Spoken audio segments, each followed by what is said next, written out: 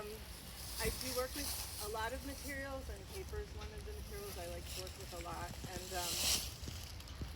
And also you can see in this piece, other things I've worked with is these thin pieces of wood. They're painted wood, and all the wood I use is like found repurposed wood. So this is old black wood. The idea of adorning the fence, creating something that spreads on the fence.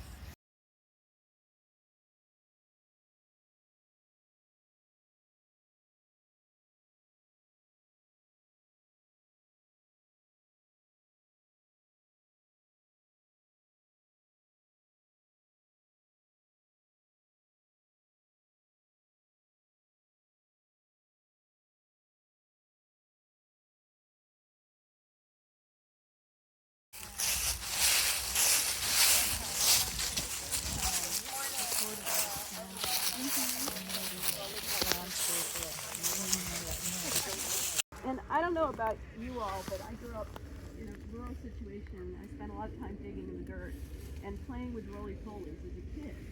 You know, I mean, they're pretty amazing little creatures. And so I basically wanted to build a monument or a trophy to roly-polies in you know, as part of you know, being in the woods and acting as dead wood eaters. You know, that was kind of the whole idea.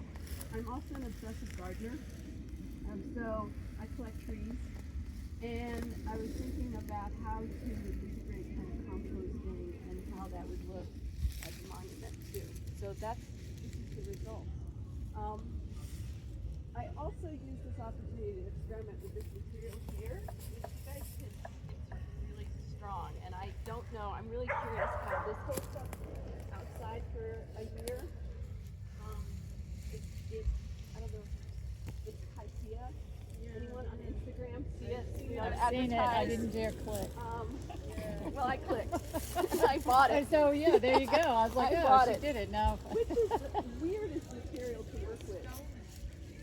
It's got Portland cement in it. It's very strange. It's basically cement that you can mix like clay, and you can roll it. You can build with it. It has a very short time period that you can work with it. It's about 20 minutes. But you mix it, I mean, literally you can cut coils with it and add. So I built the structure and then steam coated it, because if this is solid concrete, it would weigh a couple hundred pounds. It weighs about 40 pounds. So I wanted something that was lightweight, that, you know, was also sturdy enough to hold up against the elements, but it's really strong. So that's kind of basically what this is. So did you complete this in 40 minutes? No. 3 days. Ah, okay. So, yeah, 'cause it's layered. Just did it in different sections. So I work a lot with handmade paper, and I make a lot of work that's about water. And water is a really important component of handmade paper.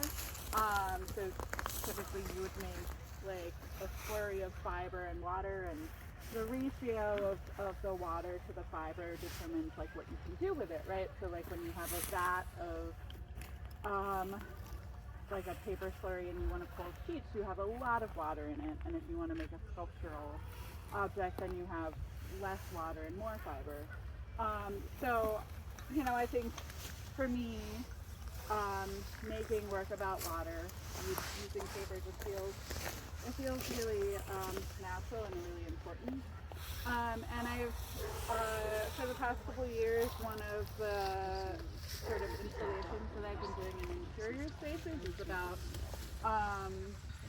like rainstorms, or I also think of them as like tear storms, right? Because I feel a lot of like sadness about the state of the environment and what's been happening in our world. And so I make these sort of like tear showers or rain showers.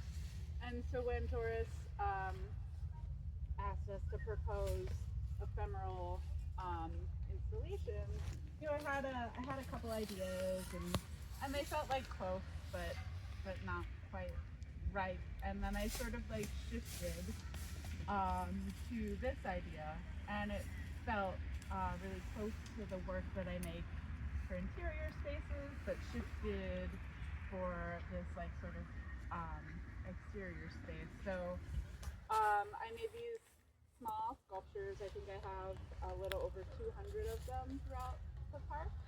And they're made with recycled cotton paper, and then the blue twine and the white twine is all cotton twine. And embedded in the paper sculptures are wildflower seeds. So I got a specific mix of seeds that the park actually wants to grow seeds, that they've used in the past, and I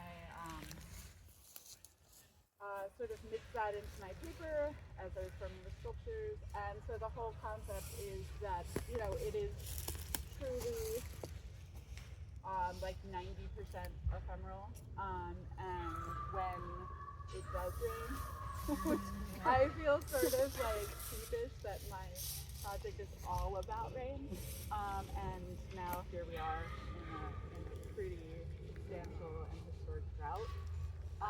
But when it does eventually rain, in theory, these drops are going to start to degrade, and when they do, the seeds will drop to the ground, and then, in the spring or in the summer or whatever happens, there'll be like a sort of echoing